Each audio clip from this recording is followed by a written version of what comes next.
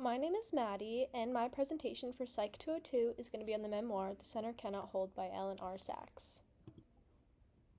For some background, Ellen Sachs is currently a law, psychology, and psychiatry professor at the University of Southern California, and in her work she often details mental health law, including patients' rights and ethical treatment. In her memoir specifically, she follows her experience with schizophrenia from adolescence to adulthood, and she explores many key points in her life that many people can relate to, such as trying new things, traveling, and moving away from home for the first time. She's attended many notable schools such as the University of Oxford, Yale Law School, and Vanderbilt University. But what makes each of these even more impressive is the fact that she was in and out of mental institutions while bearing a full class load. Because Sachs was always in the mental health field due to her mental illness, her memoir, of course, covers a lot of areas in a way that is easier for the readers to grasp onto and understand the importance of. In my opinion, though, one of the most prominent themes is the recovery model, as it is an approach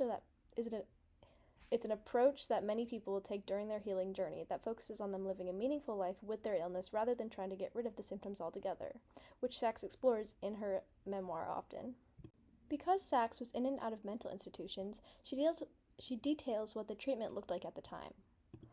This includes the excessive use of restraints, patients having no autonomy over their own healing, being forced to take medication, overcrowding in homes, and an overall stigma from both nurses and other patients who deem themselves to be less crazy.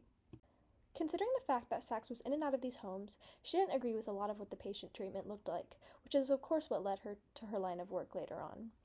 Specifically, though, she found restraints to be very dehumanizing, as each experience she had with them she found terrifying, and she didn't agree with the excessive use of medication, as it seemed it was used to be a band-aid to avoid treating more prominent issues. Of course, because she disapproved of these things, she advocated for patient autonomy so they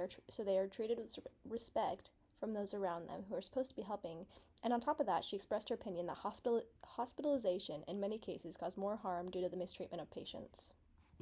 Her advocacy in journalism brought many important topics to light, which had to have played an important role in the reform of mental institutions.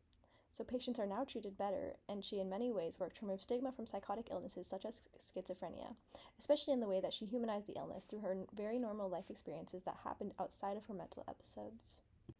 I really enjoyed reading her memoir, as she talks about times in her life that even I found myself relating to, but the difference was that she was struggling with a debilitating mental illness that she managed to persevere through and find extreme success. Her story, along with others I've read for various classes, have made me realize that I like memoirs a lot more than I ever thought I would, and she is a very inspiring person because of all she's accomplished despite her struggles.